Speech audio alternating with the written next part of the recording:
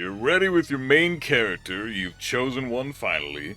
Now you know what the notations are in Tekken. You know what to look for when you want to decipher what a move's inputs are. Now, the next thing you really should be working on is how to punish certain moves. What your punishers are for certain characters. But, I understand that this is a fighting game, and people want to do combos. People don't want to defend, people want to attack. I get it. That's where the priority lies when you're at a very low level, or when you're very new, or when you're just starting out in anything, really, you want to just do the cool shit first, right? So combos, let's discuss combos. What the fuck's a combo in Tekken? In Tekken, combos work in a very specific way, by launching your opponent into the air and then juggling them for some big damage. It's very simple. That's all it is. So, necessarily, every combo starter is a launcher. So for Kazuya, this is an example of a launcher that Kazuya has. I can then combo off of that move. My opponent is now considered airborne status. But, that's the kind of stuff that you're able to do once your opponent is launched. Get him against the wall.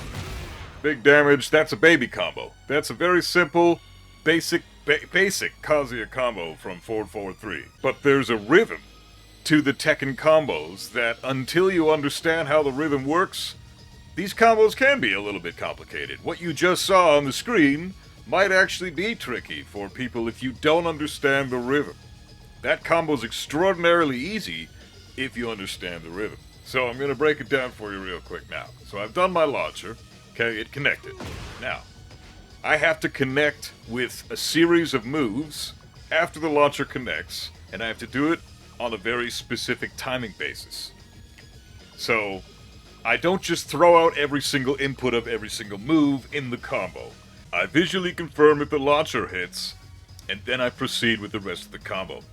But the rhythm is the most important aspect. So if we're just learning combos, I'm going to demonstrate the rhythm by audibly speaking out the exact timing that the combo comes out. Okay? So, combo. Here we go.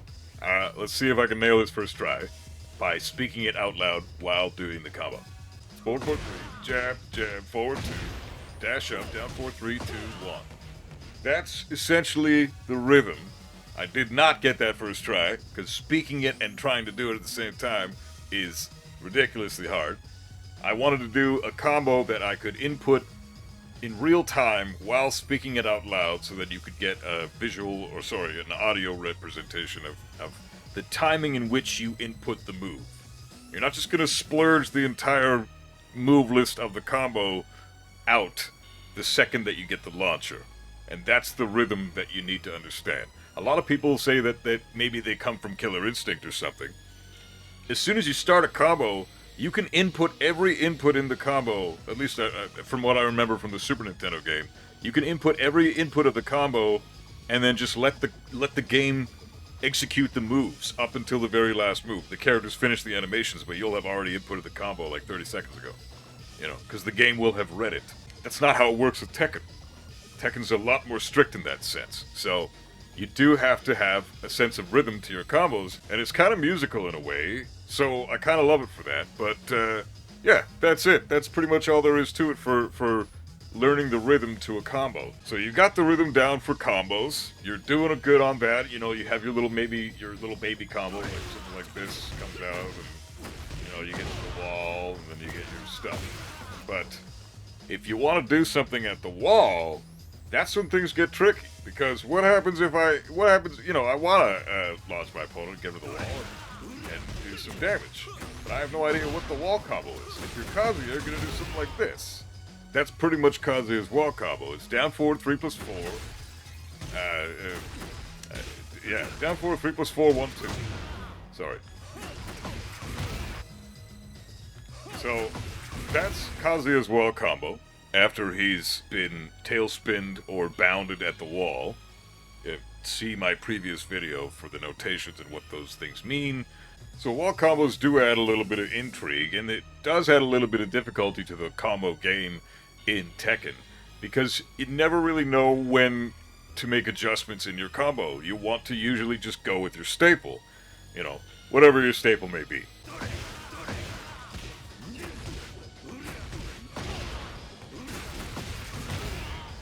So, you know, like that would be my Kazuya staple online. I'm pretty freaking not warmed up right now, but I usually try to warm up before I do online matches, and then that combo's no sweat. But that's usually what I do when I have a wall that's there. Once I've bounded him against the wall, or tailspin them against the wall. Now, you'll need to figure out what your wall combo is with your main character, and YouTube's a great resource for that. You know, there's tons of combo videos on YouTube regarding whatever your main character may be. So, they're different for everyone, and they're a lot of fun in that regard. Wall carry, though, is another concept that's not the same thing as wall splat. Wall splat is when you get them against the wall, and their back is on the wall, and they're sliding down the wall. You just knock them into the wall, and now you're just beating the shit out of them against the wall. That's a wall splat. They've splatted on the wall, and you get some free damage. Wall carry is getting them to the wall. So if I wanted a wall carry with Kazuya, I would do something like this.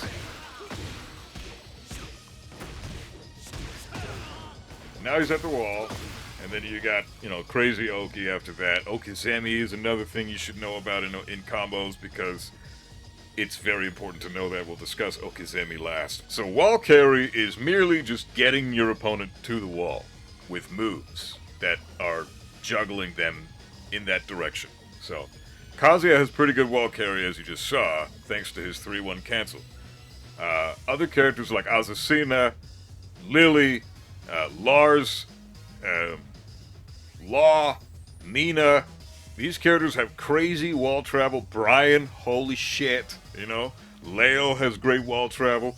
There's a whole bunch of characters in the game that have fantastic wall carry, wall travel, same thing, they're synonymous. And so it depends on which character you have. Although in Tekken 8, rest assured, almost every character in the game has fantastic wall carry. Jack, not so much compared to most characters, but he still enjoys better wall carry than he did in Tekken 7. So it's everybody's improved. Tekken 8 has just made everybody so fucking strong, and everybody's got some kind of tool to deal with everything. So it's a really cool game in that sense. The balancing is fucking on point. I just wish they'd do with a couple of characters and a couple of actual bugs. Last thing we're going to talk about now is Okizemi. What is Okizemi? Okizemi is a Japanese term that was given to what you do when your opponent is finished getting comboed and on the ground, and now you can pressure them while they're waking up. So they're trying to get off the ground, and you're then going in for another hit while they're on the ground. So for Kazuya, like, his Okizemi is built into his combo. It's actually really cool.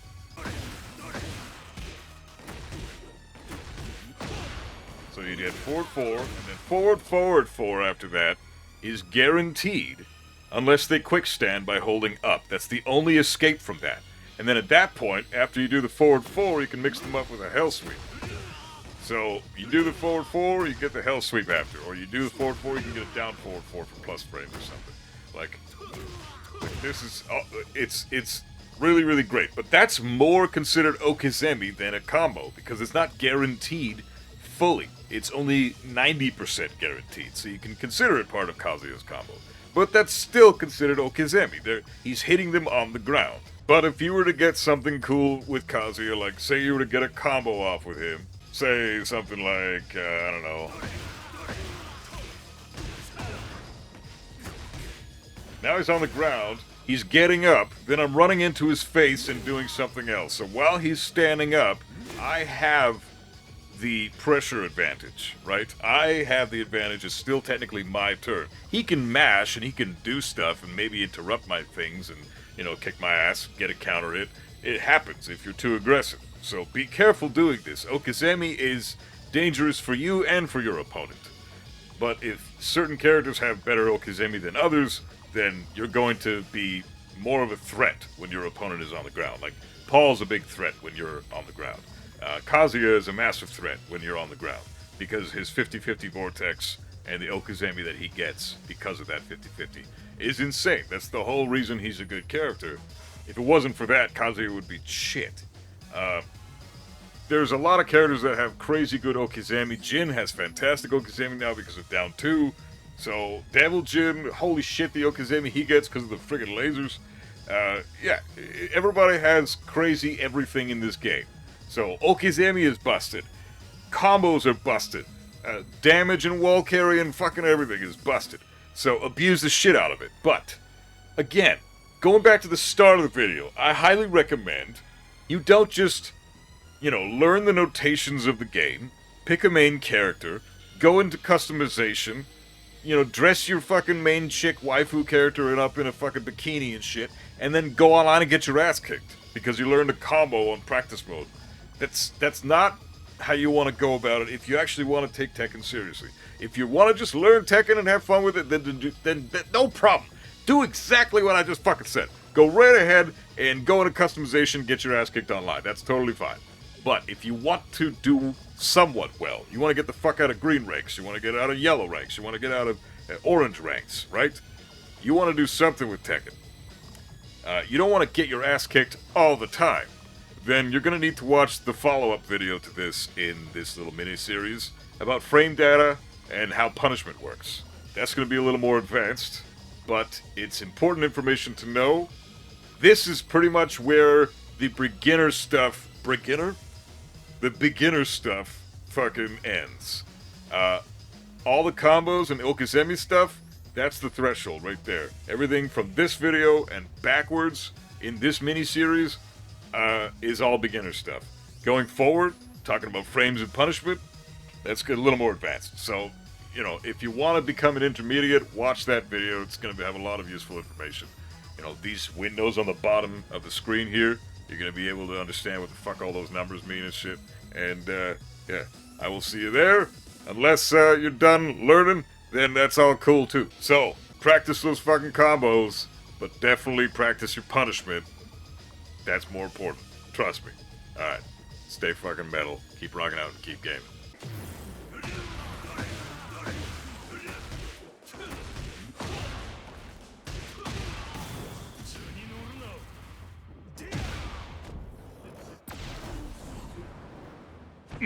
This combo's sexy.